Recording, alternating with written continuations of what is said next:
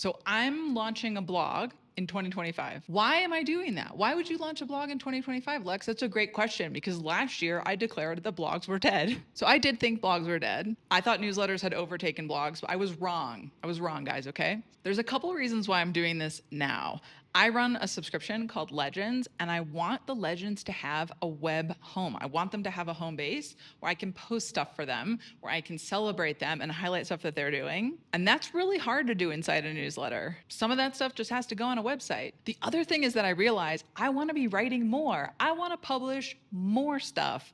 And it's really hard to do that when you ship a newsletter because you can only fit so much in an email. So I moved my newsletter from Beehive to Ghost, and I'm relaunching it. It's called Revenue Rulebreaker, and it came out of my transition from being a membership operator to being a subscription creator. If we haven't met before, I'm Lex Relman. I'm a newsletter writer and a membership operator, a subscription operator, and now a blogger. And I take you with me as I navigate the paid newsletter business, and I have more videos coming about paid newsletters and newsletters in general, so stay tuned on this channel. I wasn't really sure that anyone would care about what I was doing with my subscriptions, with my memberships, with my newsletters, but it turns out a lot of people do. A lot of you are writing newsletters, doing blogs, podcasting, developing memberships and communities, and you want to know how other people are doing it, and you're interested in how I'm doing it, which I'm super grateful for. So what started as kind of a behind the scenes newsletter where I would air all my grievances privately to a few paid subscribers has now become a full-blown project. Some of the stuff I talk about in Revenue Rulebreaker are things like how I pitch sponsors, which is a little bit different than how a lot of people pitch sponsors. I think of my sponsors as partners.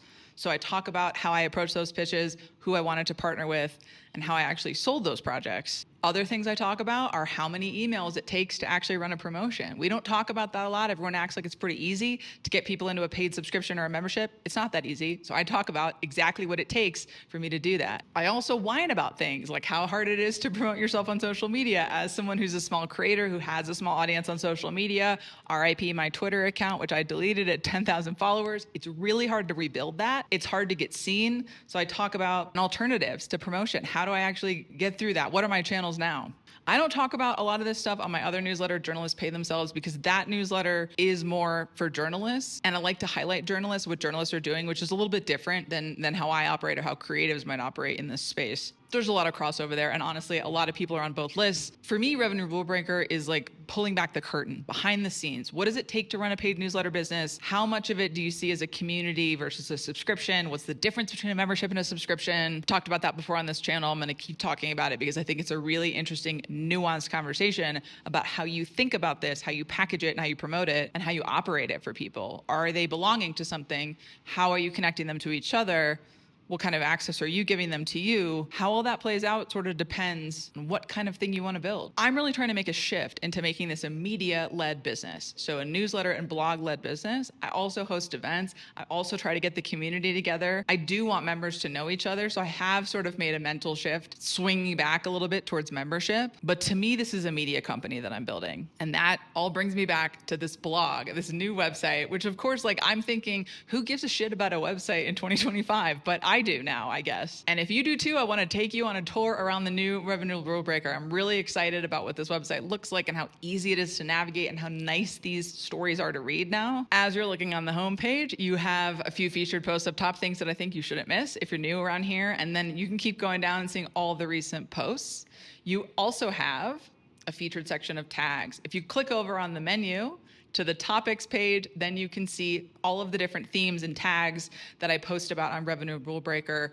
What I also did here, if you've been a longtime supporter of mine, is all the low energy lead stuff is here. So that stuff is tagged as well. Anything about finding clients is also now living here. So you can click through on any of the tags and find stories and posts and guides to things that you're actually interested in. We also have a dedicated members section now. If you click on Legends in the top nav, you can see all the stuff that's just for members. And if you're not a member yet, you could check out who's in Legends by going to the list of Legends and seeing all these fantastic people that are a part of this community. Like I sort of mentioned before, Legends do get together, and I make a huge effort to highlight Legends when they join, to highlight stuff that Legends are doing year round, to connect people that I think need to know each other. So even though it is a subscription, there's no like Slack channel for Legends or Circle channel for Legends, it is a community. And I've been pretty blown away at the ways that the Legends support each other and amplify each other. I see y'all in each other's newsletters post all the time. It's so cool. So we're going to keep that going. So check out the list of legends. Whether you're a legend or not, you're going to find that interesting. And then as we do collaborations and events throughout the year, I'm going to stash that stuff in this section. So you'll see there right now the Loose Ties Scavenger Hunt, which is our next collaboration. The other thing you can do on this site is upgrade into a subscription. You can get just a newsletter subscription, or you can become a legend. You can also become a lifetime legend. And now you'll be able to manage your subscription from here, upgrade, downgrade, cancel, hopefully not cancel, but you can cancel from this website. And you can share links to posts. Now this stuff is all here.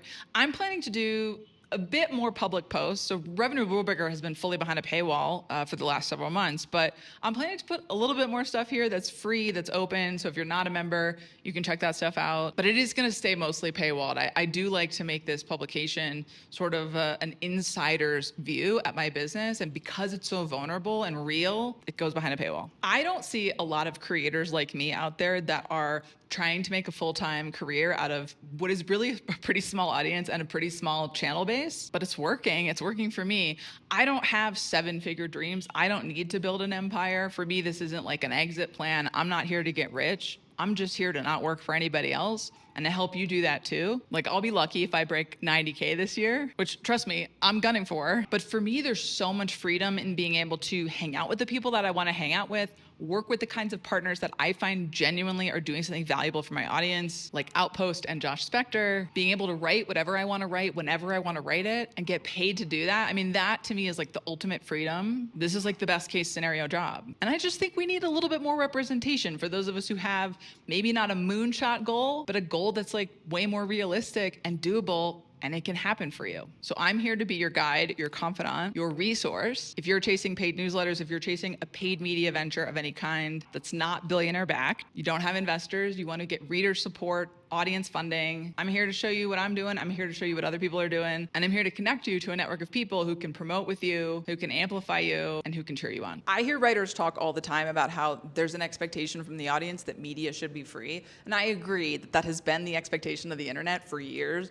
We've just expected for writing, for TV, art, for illustration, for comics, for all that stuff to be free. But it turns out that that was all being paid for by bad guys, and that model wasn't really going to last very long. And what we've seen in the wake of that is that whole publications are collapsing. Publications are getting laid off. Things are getting shut down, right? MTV News, Vice Media, Sports Illustrated, it's all going away. And we even see that on the creator side. We see YouTubers quitting. We see TikTokers burning out. It's not sustainable for people to work for free. As much as I love partnerships and sponsorships, I don't think the answer is for us all to work as creators for big corporations. So to me, audience funding remains a really interesting path forward. It's one that I'm excited about. It's one that I'm practicing. It's working for me. And I see it working for a lot of other writers, creators, membership operators, community organizers. I think it can work for you too, but it's not without its complexity to navigate. It is not that simple. You can't just flip on a switch and have a bunch of people join your subscription. It doesn't work that way. You have to build trust with people. They have to have a reason to pay you, but I think you can give them that reason. And I enjoy sort of unpacking that within my own membership. How do I motivate folks? What are the different angles that I can take here?